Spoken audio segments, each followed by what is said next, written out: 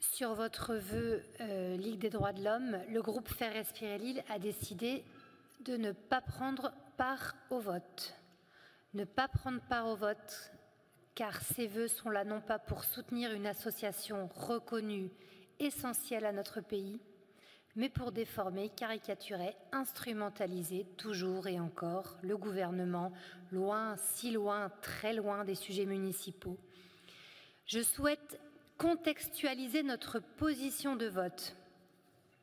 Rappeler le contexte de la prise de parole du ministre de l'Intérieur qui était interrogé dans le cadre d'une audition par un sénateur sur la possibilité de modifier les subventions aux associations.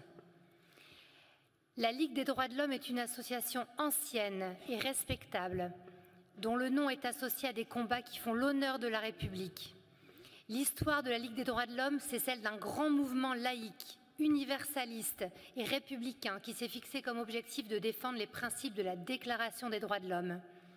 Nous avons tous à l'esprit le combat fondateur de 1898, l'affaire Dreyfus, et plus largement, nous avons tous à l'esprit que cette Ligue des droits de l'homme est aux côtés des victimes des injustices, des victimes des atteintes aux droits fondamentaux. En cela, Faire respirer l'île soutient pleinement cet accompagnement des victimes et les actions de la Ligue des droits de l'homme.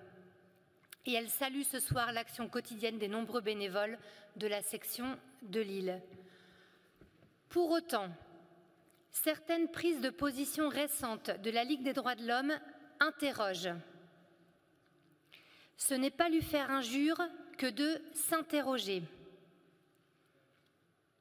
Par exemple, leur décision incompréhensible de défendre le collectif islamiste CCIF au moment où le gouvernement a pris la décision de le dissoudre du fait de ses menées séparatistes. Ou encore plus récemment, faut-il rappeler que la Ligue des droits de l'homme a attaqué l'arrêté de la préfète interdisant le transport de munitions sur le site de la manifestation à Sainte-Soline. Recours heureusement rejeté par le juge administratif. Et pourquoi, messieurs, dames les élus, pourquoi serait-il tabou de revenir sur la faute de la Ligue des droits de l'homme qui a colporté des rumeurs désormais prouvées comme infondées, visant à faire croire que les gendarmes avaient empêché les secours ou le SAMU d'intervenir à Sainte-Soline? Votre vœu ce soir voudrait faire oublier que la Ligue des droits de l'homme, et c'est heureux, bénéficie d'un soutien conséquent de la part des pouvoirs publics. Nous parlons bien ici d'argent public, c'est-à-dire de nos impôts. Les subventions publiques, État et collectivités représentent presque 30% des ressources de la Ligue en 2020. En 2021, le montant total des subventions perçues par la Ligue est de 556 000 € contre 547 en 2020, soit plus 1,5%. Les subventions de l'État représente 276 000 € contre 264 en 2020 et 255 en 2019. Seules les subventions des collectivités territoriales, régions, départements, communes sont en léger repli à hauteur de 233 000 € contre 236 000 en 2020, soit moins 1%. J'en arrête avec les chiffres.